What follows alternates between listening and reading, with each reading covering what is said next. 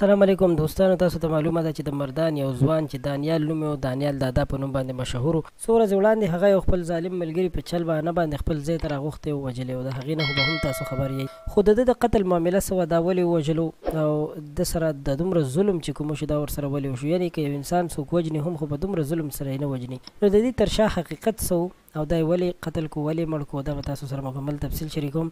قدرمنو، یو اړخ ته د مرګ وشو، قتل وشو، بل اړخ ته خلک د پسې مختلف قسم خبرې کوي او د خبرو ته یو داسې رنګ ورکوي ګینې د ده چې چېرته څه معامله وه، یعنې د هلک یا د جینۍ د هر څه معامله چې وه دغسې تورونه په ده باندې خلک اشارتن ورته پي، خو ښکاره د ده باره کې داسې څه الزام نه لګوي. نو دوستانو، دا اوس مړ شوی دی، 28مه روژه ورله الله پاک ورکړه، په 28مه روژه باندې دا دفن کړی شو.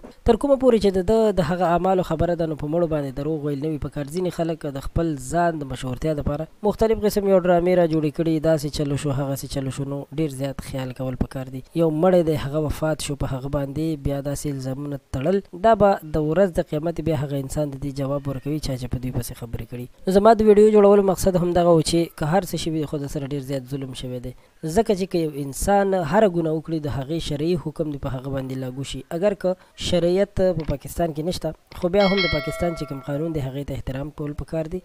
دا کس چې و، یعنې دانیال دادا کس داسې غلطي کړې وه، پکار وه چې دای حکومت له ورکړو په د باندې FIR شوی، خو داسې ناترسه مرګ یقینا چې داسې کول ورسره نه و پکار. نو موږ د خپله رایې تاسو سره شریکه کړه. تاسو څه نظر لرئ زموږ د رایې په باره کې؟ خپل نظر را سره هم ضرور شریک کړئ. که غواړئ په آینده کې تازه ترین اپډیټ نه تاسو خبر ساتل شئ، نو زموږ چینل سبسکرایب کړئ.